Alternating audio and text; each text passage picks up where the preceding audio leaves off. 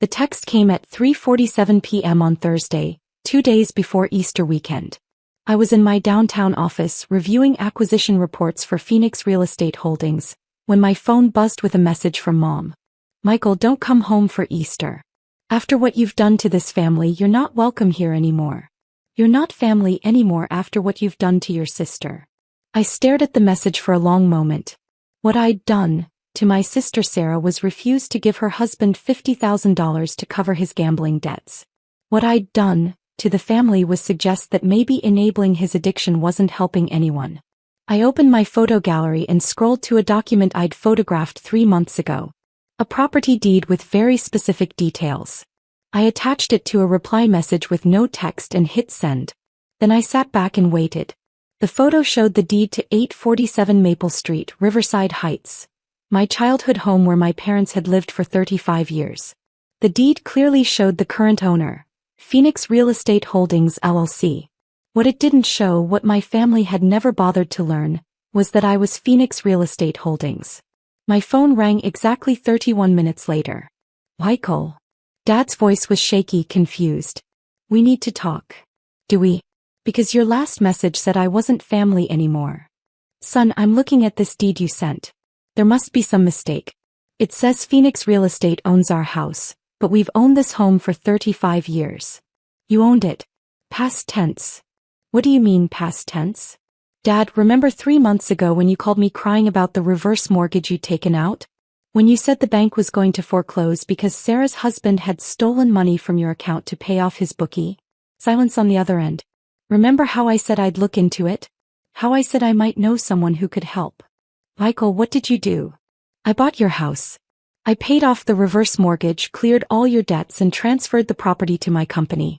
You've been living there rent-free for 3 months. That's impossible.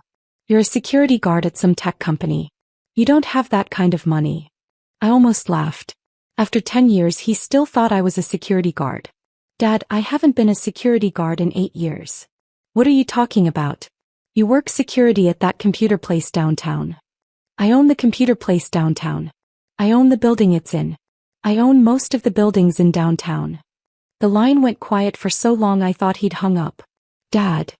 "Michael, I don't understand what you're saying." "I'm saying that your failure, son, the one who couldn't even finish college, the one who wastes his life on get-rich-quick schemes, is actually worth about $2.7 billion. That's not possible. Check the business registry. Phoenix Real Estate Holdings, Phoenix Development Corporation, Phoenix Investment Group. All of them list Michael Torres as CEO and sole owner." "Michael, if this is some kind of joke." "It's not a joke, Dad. The family home you just banned me from, I own it. The car dealership where you bought Mom's SUV last year? The restaurant where you had your anniversary dinner? The medical center where Sarah gets her treatments? I own that too. Why didn't you tell us?" "I tried to tell you. Every time I mentioned expanding my little real estate thing, you told me to get a real job. Every time I talked about my investments, you said I was wasting time on fantasies. But you said you worked in security." "I said I worked in building security. I secure buildings by buying them." I could hear Mom in the background asking questions I couldn't make out. "Michael, your mother wants to know about Sarah's situation. Her husband's debts are not my responsibility. Sarah's husband has a gambling addiction that's cost your family over $200,000 in the past 2 years. Giving him more money won't solve the problem. But he says this time is different. Dad, he owes money to people who break kneecaps. That's not a family problem. That's a criminal problem. I offered to pay for rehab, to set up a payment plan with his creditors, to help Sarah file for divorce if needed. What I won't do is hand over cash that'll be gone in a week. So you let our house get foreclosed on? I bought your house to save it from foreclosure. I paid off every debt you had. I've been covering your property taxes, your utilities, your insurance for 3 months. All because I love you despite how you treat me. How we treat you. Michael, you've been lying to us for years. I've been trying to tell you the truth for years. You just never listened." I pulled up my company files on my computer while we talked. "Dad, let me give you some specifics. Remember when I told you I was investing in downtown properties? That was 2019. You said I should focus on getting promoted at my security job. You were working security. I was learning the real estate business from the ground up. I started by buying small apartment buildings, fixing them up, selling them for profit. Within 2 years, I had enough capital to start buying commercial properties. That's impossible on a security guard's salary. Dad, I was never making a security guard's salary. My first year in real estate, I cleared $600,000 in profit. Year 2, $1.2 million. By year 3, I was pulling in $3 million annually. If you were making that much money, why were you still living in that tiny apartment? Because I was reinvesting everything into the business. Every dollar went back into acquiring more properties. While you thought I was struggling to pay rent, I was building an empire. And you never thought to tell us? I tried to tell you. Remember Christmas 3 years ago? I said I'd bought the Harbor Point Shopping Center. You said, "That's nice, maybe you can get a job there." I heard Dad cover the phone and have a muffled conversation with Mom. "Michael, your mother says you told her you were looking at some investment properties. She thought you meant you were thinking about buying a small house." I was looking at investment properties. $37 million worth of investment properties. I bought the entire Harbor Point complex, plus the office building next to it, plus the parking garage across the street. $37 million? That was one weekend. Dad, do you remember the Riverside Mall renovation project that was in the news last year? The one that revitalized the whole downtown area. Of course. It was huge. Brought hundreds of jobs, millions in tax revenue. That was my project. Phoenix Development Corporation handled the entire renovation. I spent $80 million turning a dead mall into a mixed-use complex that now generates $12 million annually. You're saying you personally funded that project? I'm saying I own that project. The mall, the office towers they built, the apartment complex, the hotel, the restaurants, all of it. Another long silence. Michael, if what you're saying is true. It's true, Dad. I can send you financial statements, property records, business filings. I can show you my company's annual revenue report. We cleared $460 million last year. Why didn't you help Sarah earlier? I offered to help Sarah. I offered to pay for her husband's rehab, to cover the legal fees for bankruptcy, to set them up in one of my rental properties at no cost until they got back on their feet. Sarah said she didn't want charity from her wannabe entrepreneur brother. She said that. She said a lot worse than that. She told me my pretend business was embarrassing to the family.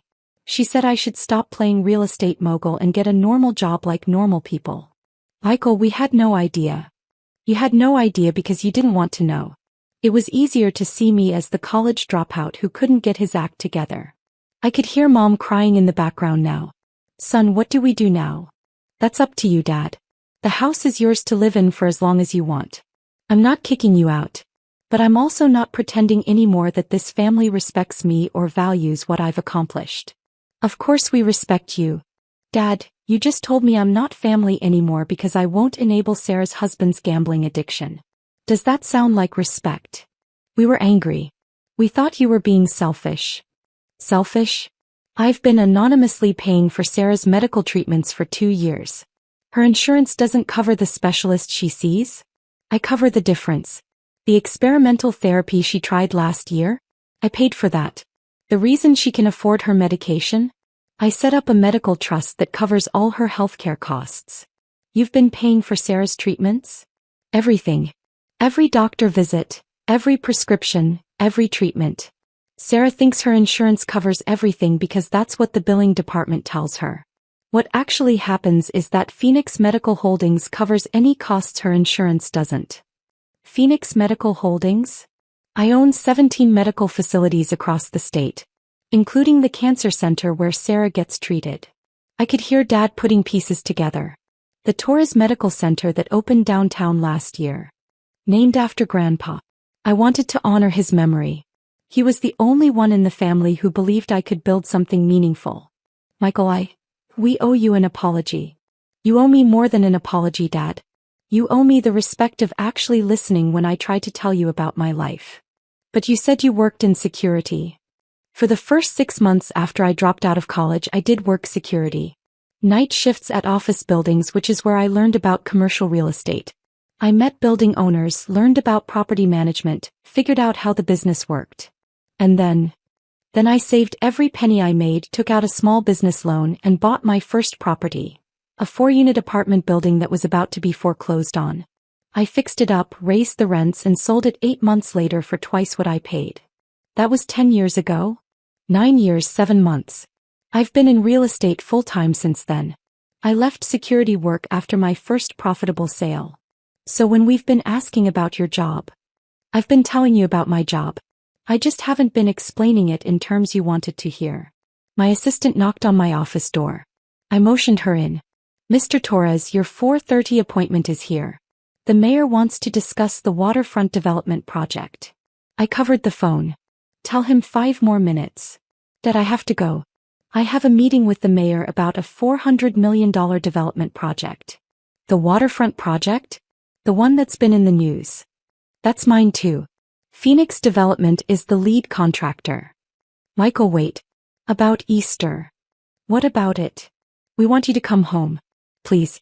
We need to talk about all of this. Do you want me there because you found out I'm wealthy, or do you want me there because I'm your son? We want you there because you're our son. The money doesn't matter. The money has always mattered to this family, Dad. Sarah's husband's money problems matter. My apparent lack of money mattered. The fact that you thought I was unsuccessful mattered enough to make you ashamed of me. We were never ashamed of you. Dad, you introduced me to your friends as our son who's still figuring things out.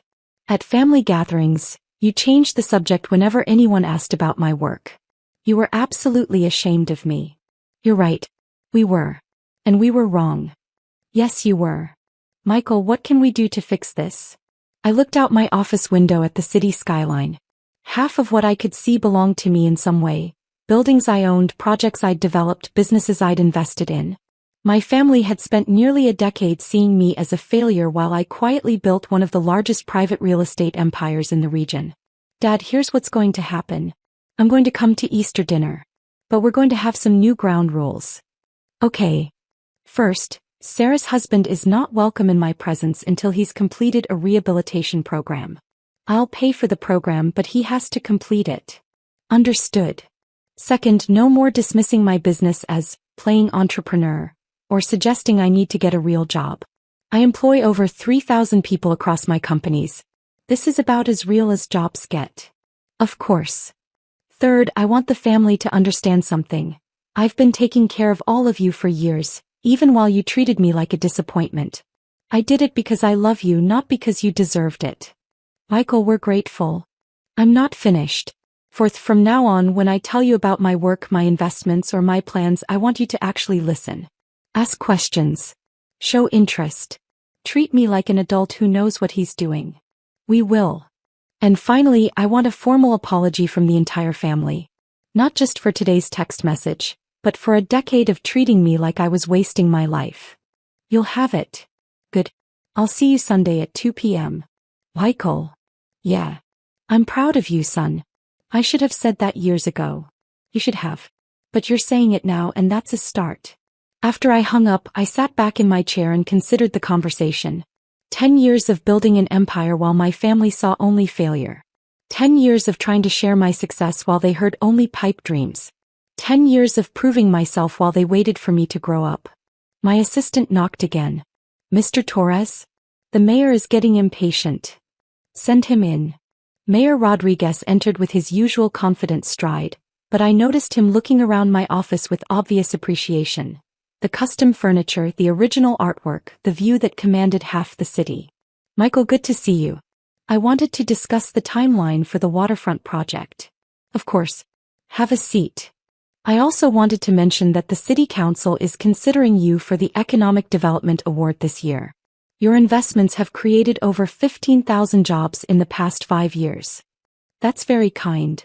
Between the mall renovation, the medical center, the waterfront development, and all your smaller projects, you've basically rebuilt our downtown district single-handedly. I smiled, thinking about my family's reaction when they learned about the award. Mayor, can I ask you something? Sure. What did you think when you first heard about Phoenix Real Estate Holdings 5 years ago? Honestly, I thought it was another out-of-state investment firm trying to flip properties for quick profit. I was skeptical. And now, Now I realize you're the best thing that's happened to this city in decades. You invest in communities, not just buildings. You hire locally, you support local businesses, you actually care about the places you develop. That means a lot. Michael, can I ask you something personal? Go ahead. How did you build all this so young? You're what, 32? 31. And I built it by starting small, reinvesting everything and learning the business from the ground up. I also built it by not listening to people who told me I was wasting my time. Family pressure? Family dismissal. They thought I was playing games instead of building an empire. That must have been frustrating. It was. But it also motivated me. Every time someone said I should get a real job, I bought another building. Sunday arrived with typical spring weather. Sunny and mild, perfect for Easter dinner. I drove to my childhood home in my usual car, a 5-year-old Honda Civic. My family had always commented on my cheap car, not realizing I preferred to invest my money rather than spend it on status symbols. I parked in the driveway of 847 Maple Street and looked up at the house I now owned. It was a modest 2-story colonial, probably worth $300,000 in the current market. For me, it represented something much more valuable. The place where I'd learned the importance of family, even when family doesn't appreciate you. Mom opened the door before I could knock. Michael. She pulled me into a hug that lasted longer than usual. I'm so sorry. Hi, Mom. We have a lot to talk about. We do. Dad appeared behind her, looking sheepish and uncertain. Son, thank you for coming. Thank you for inviting me back. The living room felt smaller than I remembered, but it was filled with familiar warmth. Family photos, Mom's needlepoint projects, the old piano where Sarah and I had taken lessons as kids. Where's Sarah? I asked. She's coming. She wanted to talk to you privately first. And her husband? He's not here. He's checked himself into a treatment program. The one you offered to pay for. I nodded. Good. That's a start. Mom sat down across from me, twisting her hands nervously. Michael, we owe you an explanation. I'm listening. We never understood what you were doing. When you dropped out of college, we thought you'd given up. When you took that security job, we thought you were wasting your potential. And when I started buying properties, we thought you were taking risks you couldn't afford. We thought you were going to lose everything. So you decided to treat me like I'd already failed? Dad joined the conversation. We thought we were protecting you from disappointment. We thought if we kept encouraging you to get a stable job, you'd avoid financial ruin. Instead, you avoided seeing my financial success. We're seeing it now, Mom said quietly. Michael, I drove past the Torres Medical Center this morning. There's a plaque by the entrance dedicating it to your grandfather's memory. Grandpa believed in me when no one else did. He would be so proud. He would be proud that I built something meaningful.